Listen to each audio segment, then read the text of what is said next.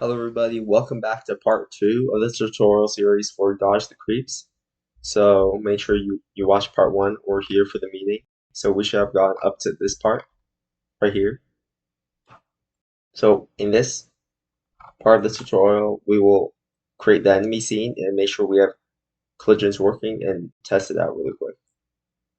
So last time we left off here, you should have had a little character running around if you played just the player scene by using the up, down, left, and right arrow keys. Like this.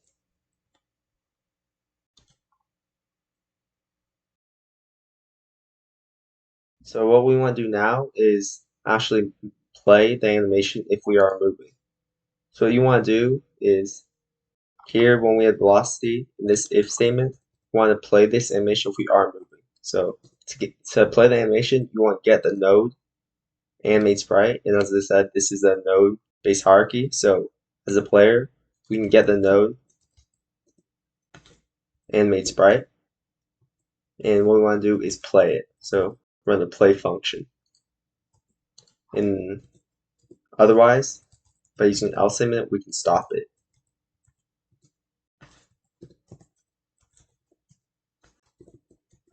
So like that. So now if we play the scene, you should see that the animation is playing if we're moving, but if we stop, it stops playing. But we want to switch between different animations and also have it turn so its eyes facing the direction that we're moving. So what we do is we make another if statement here. So we want to check is if velocity dot x is not equal to 0, which means we're moving horizontally. We want to set the animation to walk. So what we do is dot animation equals walk. And now, since it's moving horizontally, we don't flip the vertical axis. So do animate sprite dot flip v, which means flipping the vertical axis. We set this to false. But for the horizontal axis, we want to flip it depending on the direction we're going. So we do dot flip h equals to whether velocity dot x is less than 0. So if the velocity dot x is less than 0, meaning it's moving left, then we do flip it. Otherwise, we don't flip it. So now just copy the code and do the same thing for velocity.y. Instead, the animation now is up instead. And here we don't actually flip the horizontal because we're moving up or down, so set this to false. But we flip the vertical instead. We flip it when the velocity dot y is greater than 0. So in each case, we're checking whether we're moving horizontally here or vertically here. If we're moving horizontally, we set the animation to walk. We flip the horizontal axis if the velocity dot x is less than 0, meaning we're moving left. If we're going up, we set the animation to up. And we only flip the vertical axis if velocity dot y is greater than 0, meaning we're going down. So to test this again, let's play it. And you should be able to see now when we're moving, the character's eye goes towards the direction that we're moving and actually flips the animations like that. So now we're done with the player scene. Now we want to make a new scene called the enemy. So to make a new scene, as usual, click the add new scene button. Here we want to make it a rigid body 2D for the roof. So search rigid body 2D. So what rigid body 2D does, it does all the interpolation for us. So as before, we had to do position equals position plus direction times speed times delta. We don't have to do anymore. It does it for us. So name it enemy and save it. Now what you want to do first is set gravity scale to 0. This is very important. If you don't set the gravity scale to 0, the enemies will be affected by gravity and start dropping, so make sure you set to 0. So now what you do is add an animated sprite here, animated sprite, and click 2D to open 2D editor. And make sure, as usual, when click back on enemy, make sure you lock it. This way, we don't accidentally move them. So in animate sprite, do new sprite frames, click sprite frames, and this time for the enemies, we'll have 3 animations: fly, swim, and walk. So make one fly, double click it, name it walk, make another one called swim. So in fly animation, add the 2 flying ones. For the swim, add the 2 swimming ones. And for the walk, add the 2 walking ones. And you open them up in the file directory here, and click on the arrow for the art folder. So now you should see the things. The anime sprite, if you click play, should play. So you can see that, first of all, it's rotated, so we want to unrotate it. So what you do is go into the transform here of the animate sprite, not of the rigid body, but of the animate sprite. Open the transform, and for rotation, type -90 degrees to rotate it upwards, upright.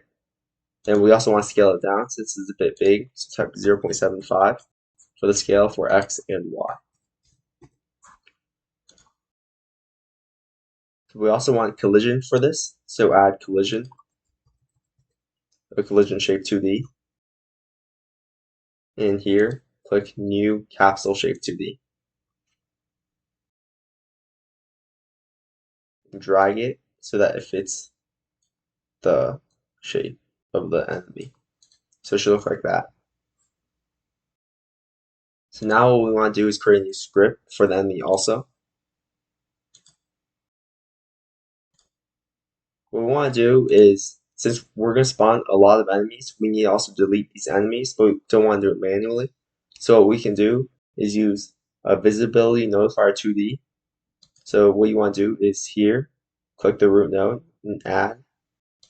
And in this child node, add a visibility notifier 2D. So going back to the 2D scene, you can see the visibility notifier 2D is this little square here. You can zoom in and just drag it so that it covers the whole player. Doesn't be perfect, but it has to cover the whole player. The bigger the better. So something like that will work. So now going back to the script, we want to connect this visibility notifier 2D to the script so it tells us when the enemy has gone off the screen. So what visibility notifier 2D does, it notifies us when the enemy goes off the screen or when the root node goes off the screen. So what we want to do is go to the script. You can click the script button up here and click the node, visibility notifier 2D, and up here you see there's inspector in the node tab. Click the node tab. Here we can see a bunch of signals. So what we want is the signal screen exited. So when it exits the screen, it will give off the signal. So click connect. It should connect onto this root node. Click connect. So now we should see a new function here. So this new function is called when this visibility notifier 2D notifies us that it's gone off the screen. What we want to do is now call the function queueFree, which deletes the node. So when this enemy goes off the screen, it'll get deleted by the visibility notifier 2D because it notifies the script and it deletes itself by doing queueFree. So now, as you can see, we have we have 3 animations actually, but we need to randomly choose between them. So what we want to do is go back to the script, and here, in the ready function, we want to choose a random number to set as the animation. So first we want to do the function randomize. And you call randomize because this generates a random number. Well, it doesn't generate a random number, but randomizes the seed used to generate the random number. So now you want to make a variable called enemy types. And in this, we will make a list of all the types of animations. So we want to do get node animate sprite. So this gets the node animate sprite because it's a child of enemy. We want to do frames. So this gives us all the possible frames of the animate sprite. We want to give the names of these, so get animation names. And now we want to set this animated sprite animation to one of these. So you can do get node animate sprite dot animation and set it to enemy types. And we want to choose one of these enemy types. So what we want to do is use the brackets to choose one of these indexes and do randi, which gives us a random number. But this random number can be very big, so we want to take the modulo, which is using the percent sign, the size of enemy types. So basically enemy types will give an array of the types of the enemy animations, which would be fly, swim, and walk. So enemy types will look something like this. It'll be fly, swim, and walk. So now we want to set an animation to one of these types. This gives us a random number. Now enemy types at size will return 3 because there's only 3 animations. Take mod 3 will give us either 0, 1, or 2. Then we take out of enemy types, so it'll give us fly, swim, or walk, which we plug into the animate sprite. So to see if this actually works, let's play this scene using the play scene button. And this time you can see it's a walking animation. If we run it again, oh, it's another walking animation.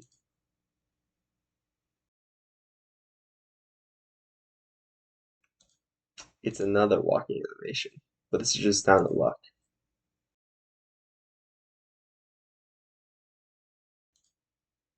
It's another walking animation. See, did we do anything wrong here?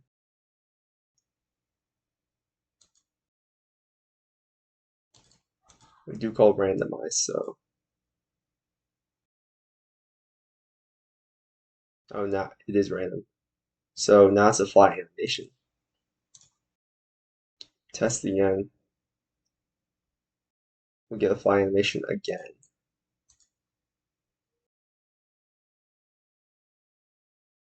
And again.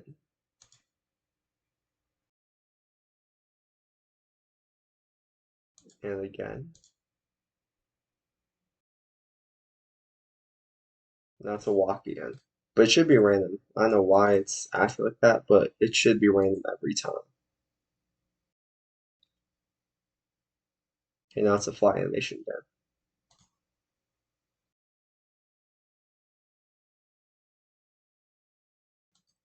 Now, this time it's a swim animation.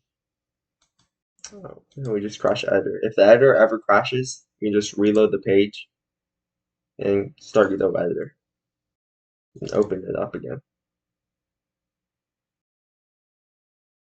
So we were on the enemy scene right here. So this is the scene.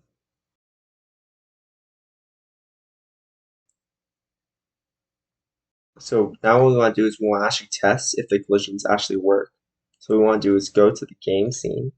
And here we want instance two nodes. We want instance the player scene, the enemy scene. So what we want to do is click the root node.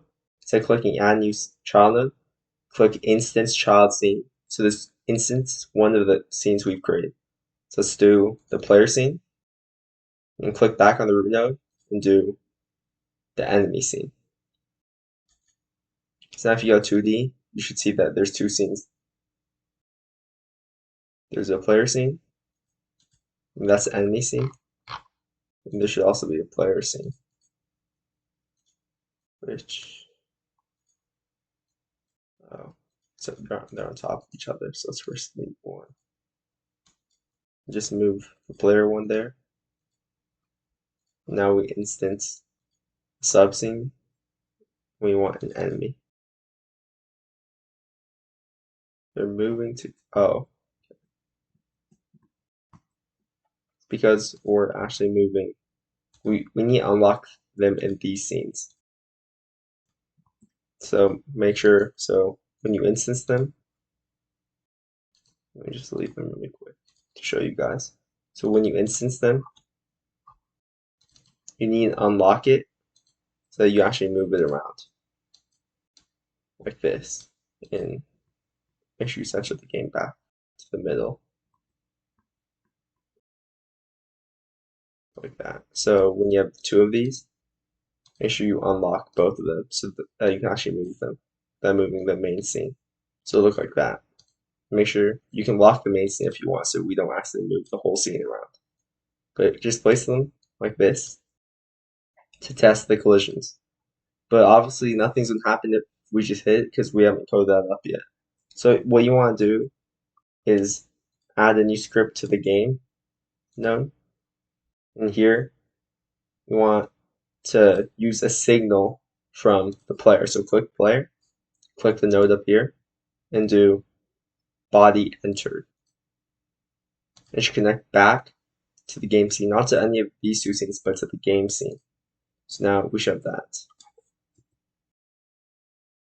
So what this does is every single time the player gets hit by another body, it calls this function, which is why we want to make this an area 2D node when we create the player scene first. So now here, replace the code with body.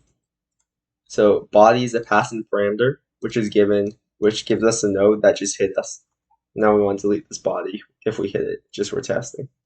So do queue_free. So what this should do is when the player gets hit by any collision, which should be enemy, it calls this function and it passes in the body that hit the player, which will be enemy, and now we call queue_free on the enemy, deleting it. So now let's test this really quick by playing the game. And as you can see, there's enemy right here. If we move the character around, if we touch it, it should disappear. And this should work with multiple enemies. So go back to the 2D scene here and click duplicate to duplicate the enemy. And let's make another one here. Let's duplicate.